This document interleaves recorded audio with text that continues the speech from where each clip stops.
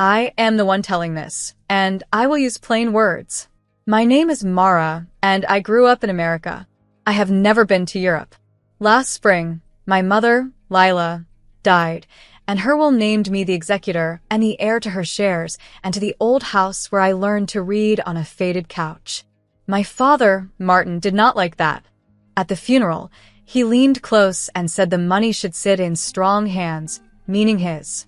I heard the edge in his voice, the same edge I heard when the roof leaked, and he told us to wait for the sun. I told myself I would honor what my mother wrote. I told myself I would be steady, simple, and brave. 2 weeks later, he asked me to ride with him after dinner. He said he wanted to talk where the air was clean. He drove us south on the freeway, past the lit windows of Los Angeles, toward the port. The radio was off. His jaw worked like he was chewing a hard truth. We reached the old shore bridge near San Pedro, the one that hums in the wind. Fog slid across the lanes, and the smell of salt and rust came through the vents. He parked and told me to step out, just for a minute. I set my hand on the cold rail and asked what this was about. He did not answer my question. He smiled instead, and his smile felt like a door closing. We spoke with the wind in our mouths. He said I was ungrateful. He said the house should be sold, the dollars put under his care, and the company's shares managed by experience. He said he had held our lives together. I thought of Mom and me catching rain with bowls while he watched a game. I thought of the night. She whispered that kindness is also a kind of strength. I told him I would not sign the papers. I said the words out loud to hear how they sounded in the air. I will not sign. I am done being small. The words were simple and true, and they seemed to shake something loose. His face changed. His eyes went flat. He moved before I could take a step back. His hands were on my shoulders and then on my coat, and then the dark was all I could see. Cold water punched my chest. Sound turned to bubbles. For a breath, I was a child again, falling off a dock in Maine, and I heard my mother laugh and say, "Kick, baby, kick." I kicked. My coat tugged me down, heavy as a hand, so I fought my way out of it, fingers numb, heart loud, mind clear in that strange way fear can be clear. Above me, the bridge was a black line against a torn cloud. The tide grabbed and rolled me and set me down near a beam crusted with life. Up there, thin and far, my father's voice cut through the wind. Finally, now all the wealth will be mine. He thought I could not swim. He was wrong. I wrapped my arms around the beam and counted to 10 again and again. Splinters bit my palms. I kept my face turned to the air and tried to make each breath even. A light blinked along the catwalk, then blinked again. "Hey," a woman's voice called. "Hey." My throat scraped raw as I shouted back. A rope swung down, slick and rough. I looped it under my arms the way Grace showed me years ago in a self-defense class we took for fun and for fear. 2 guards hauled me up, Rosa, who smelled like coffee, and Ben, who kept saying, "You're okay, you're okay." They wrapped me in a gray blanket that felt like a wall between me and the night. "Ambulance?" Rosa asked. I shook my head. Pride, yes, but also cost. I had $47 in my wallet and a debit card that still had my name next to his on it. I was not going to hand him the bill for saving me. Rosa pointed me to a gas station with a bathroom that stayed open late. I walked there with the blanket over my shoulders like a cape, laughing once, a hard sound I did not recognize. In the mirror, my lips were blue. I fed my hair through the warm breath of the hand dryer. I bought a paper cup of coffee for $2 and a pack of crackers for $1. I counted out the singles and the quarters and slid the change back into my pocket. I sat by the window and watched the empty street. A bus sighed. A man in a yellow vest swept the sidewalk. The city felt huge and quiet at the same time, like a stage after the actors go home. My hands shook, and then slowly, they did not. When my fingers could hold a phone, I called Grace, my lawyer and my friend. She picked up on the second ring. I told her enough, not the part about the push, not yet, just the bridge, the danger, and the need to move fast. She said, "Come in first thing in the morning. Bring the file. We lock every account he can touch." I thought about Daniel at the bank, who always wore a narrow tie and knew my mother by name. I thought about the deed to the house and the shares that were worth more than $3 million on a good day. I thought about how paper can hold a life together when people try to tear it apart. "I'll be there at 8, I said, and my voice sounded like it belonged to someone who would keep a promise. Before dawn, I drove past our old house in Pasadena and parked down the block. The porch light was off. The place looked smaller than it did when I was a child, like a shirt that shrank in the wash. I did not go in. I did not want one more thing from rooms that held too many ghosts. I sat in the car and told my mother out loud that I was still here. I told her I would close every card in my father's name before lunch. I told her I would move to the water and start fresh in Santa Monica, and that I would keep the cedar box and the photo albums and the keys. When the sky went from black to gray, I put the car in gear and felt the road settle under me. America is a big country, wide enough for a woman like me to get lost if she wants to, and found if she chooses. I will be found by myself. Tomorrow will be a day of papers and phone calls and new locks.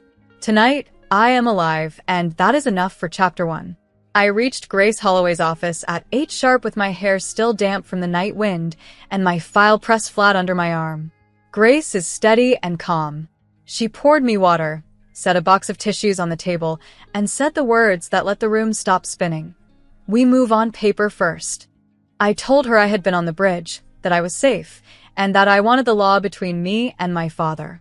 She opened my mother's will, read each clause out loud, and traced the key lines with a pen. The trust named me as beneficiary and successor trustee. The house my mother loved was protected by the trust. The shares were to be managed for my good, not for anyone else. In America, words on a page can carry weight when your body is still shaking. Grace called Daniel Dalton at the bank on speaker. Daniel knew my mother, and his voice softened when he heard her name. We gave him the trust papers and the death certificate. We listed every account we knew: the joint checking, the credit card where my father was a co-signer, the brokerage with the blue-chip stocks my mother held for years. Daniel said, "I can freeze access tied to your father pending trustee confirmation." He moved fast. By noon, the joint card with a $25,000 limit was canceled, the debit with $4,800 in checking was closed, and access to the brokerage with about $3,200,000 was locked until the court confirmed me as sole trustee. Grace watched me write these numbers on a yellow pad. "Paper tells the story," she said. "Keep every scrap." We walked to the courthouse next. The building buzzed with whispers and shoe squeaks. Grace filed an emergency petition to confirm me as the acting trustee and to issue a notice that any attempt by my father to use trust assets would be a violation. A clerk named Paula stamped our forms, and the sound of the stamp felt like a door being bolted.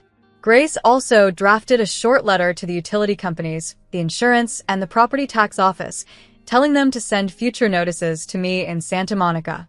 I paid Grace a $5,000 retainer for my own savings. I asked for a receipt and slid it into a manila folder behind the will.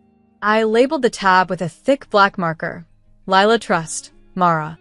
We went to Daniel's branch, so I could sign signature cards and open a new account in my name only. He wore a narrow gray tie and kept his voice low, as if money could hear.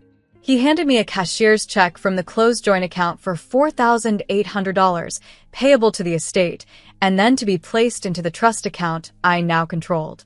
We set up text alerts so I would know if anyone tried to move a cent. He printed a list of the safe deposit box contents recorded last year: my mother's cedar box, the deed binder, and a velvet pouch with her wedding band. When I turned the key and lifted the box lid, the smell of cedar and paper rose up like a small, calm forest. I put the ring into the cedar box and closed it. "This stays with me," I said. After that, Grace called the police desk and arranged a brief escort so I could make one last visit to the old house. 2 officers, a woman named Maria and a man named Joel, walked the rooms with me. The house looked smaller than my grief. The air still held a trace of my mother's perfume. I took the photo albums, the cedar box from the safe, the deed binder, and the keys to the storage unit. I left the couch with the hollow cushions, the cracked dining chair, and the dented pans. I left the empty space where family should have been. On the porch, I set my hand on the rail and felt the sun warm the paint. "Thank you," I whispered to the walls that had held me when I was little. Then I locked the door and gave a spare key to Maria to log for the record. By early afternoon, the notifications began. A fraud alert tried to ping the old joint card. A hotel authorization in a downtown zip code failed. Grace forwarded me Daniel's note. Attempted use declined per freeze. I did not gloat. I wrote the time and the place in my ledger and drew a small square next to each entry, so I could check it off when I filed the proof. Paper can hold a life together when people try to tear it apart. I drove to a mailbox store and set up a forwarding address in Santa Monica, paid $15 for the box, and tucked the receipt behind the bank records. I bought a small lock for the storage unit for $12.49 and circled the price on the slip. These were tiny acts, but each one felt like putting a brick into a wall that would stand. When the work was done, I packed my car. I folded clothes into clear bins, slid the photo albums under the passenger seat, and wrapped the cedar box in a towel. I clipped the manila folder into a hard plastic case and slid it between the seats where I could reach it with one hand. I left 2 notes. One for Grace with a list of next steps, and one for myself that read, "Breathe, drive, arrive." I texted a friend to say I was heading west. Then I rolled onto the freeway and let the lane lines pull me like stitches drawing a wound closed. The air through the window smelled like sun-baked asphalt and salt. I watched the city thin and the sky open.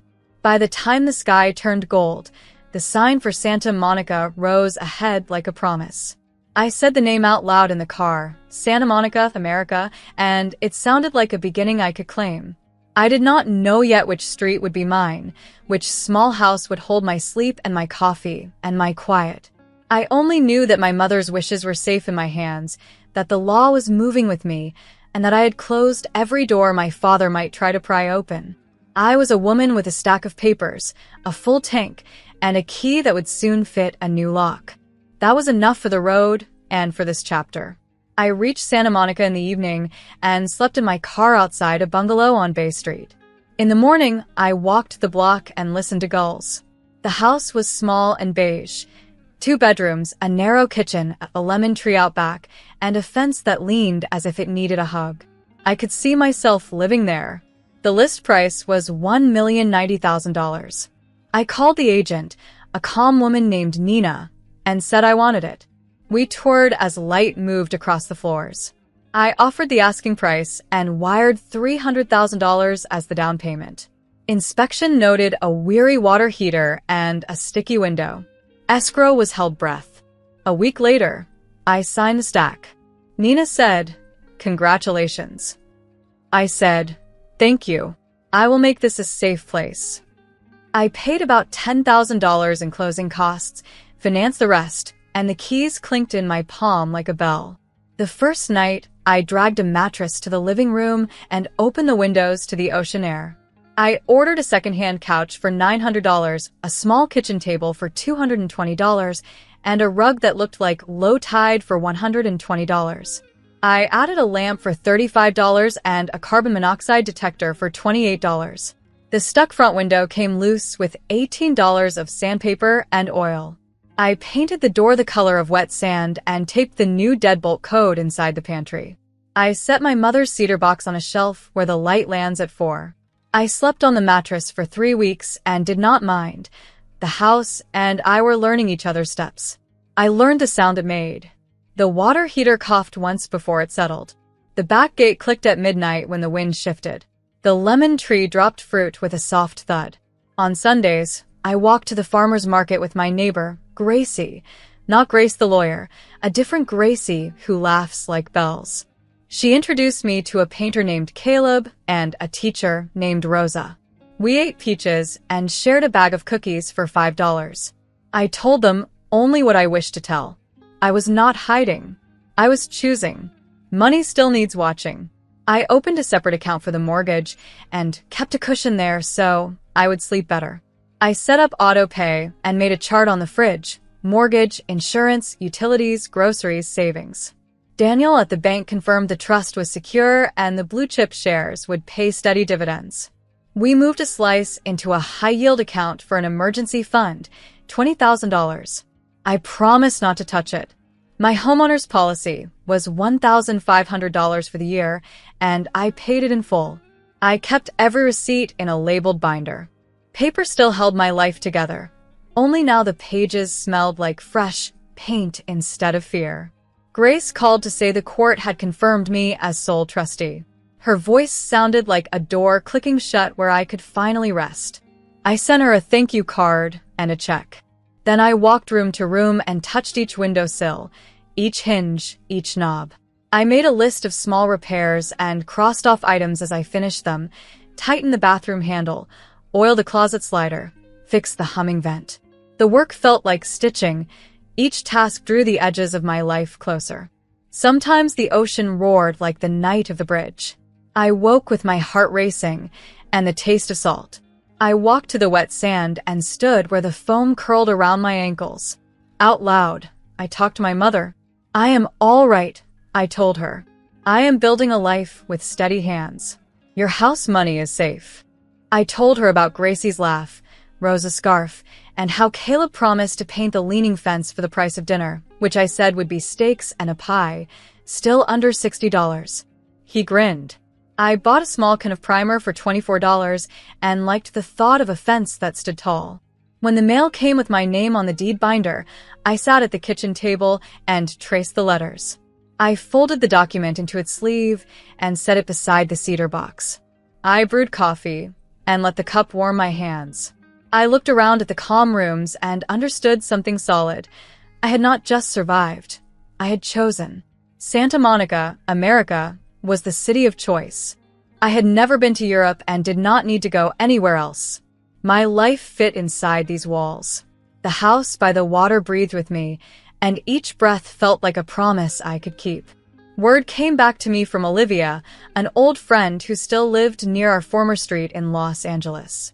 She saw my father first outside the bank, where he used to wave a gold card like a flag. Now he stood by the steps with a paper cup. The big car went first, then the condo. He tried the couch at Victor's place for a week and a half, then knocked on Paige's door and begged for a spare room. Neither wanted him.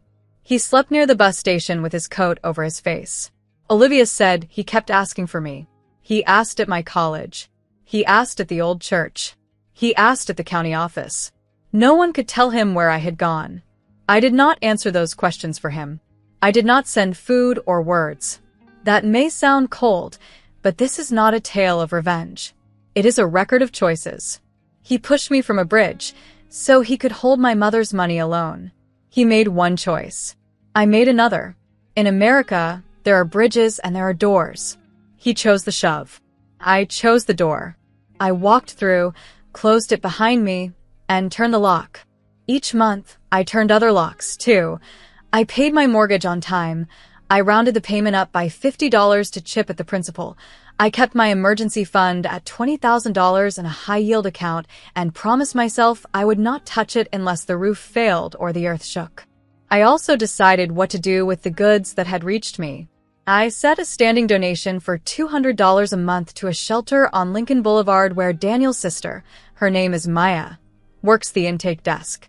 She called to thank me and invited me to visit. I went on a Tuesday with a bag of socks and a pack of travel-size soap. Maya walked me through the quiet hall and showed me a corkboard of job postings. She said, "We can't fix every life, but we can change one day at a time." I liked that. I told her I would bring coffee pods next time and some bus passes. It felt right to fold a corner of my comfort into someone else's cold.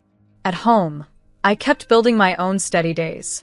The house on Bay Street held me like a cupped hand.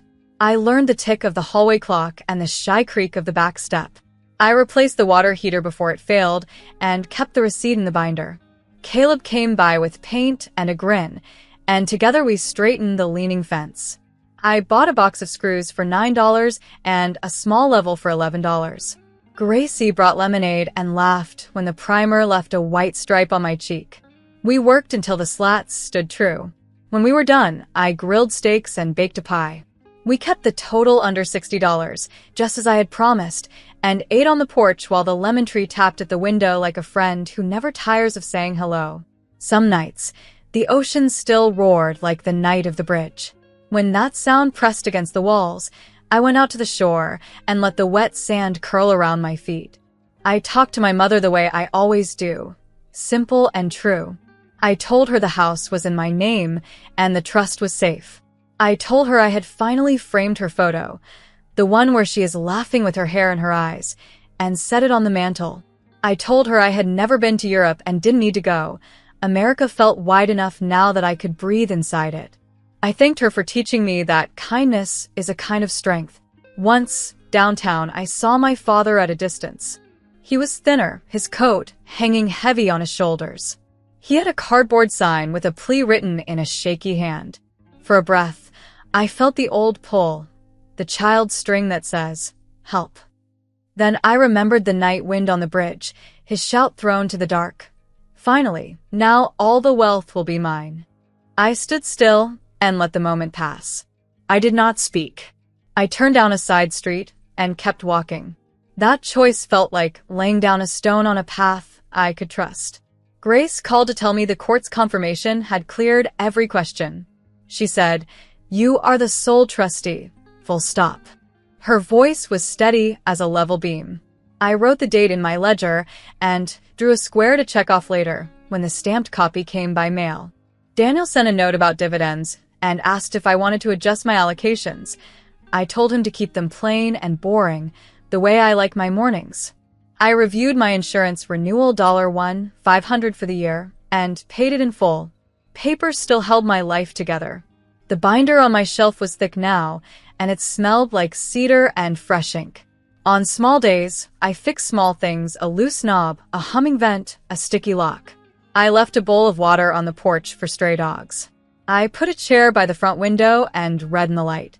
I wrote my truth in a lined notebook, slow and neat, so that if anyone asked how I got here, I could hand them pages instead of a tangle. When I reached the last pages of that notebook, I bought a new one for $7 and started again at the top. This is my story, told by me. The words looked quiet and strong on the paper, like beams and nails. Freedom did not feel like a song. It felt like good work done in daylight, like a key turning once, like a lemon baked into a pie and shared with friends, like a roof that does not leak when rain comes. It felt like saying no to the past without shouting. It felt like not rescuing a man who never once tried to rescue me. He lived with his own breath and his own hunger. That was the only gift I had for him. For myself, I kept giving the same gift each morning. I woke, I pressed my feet to my own floor, and I chose peace. This is America, and I am a woman who walked through a door and stayed.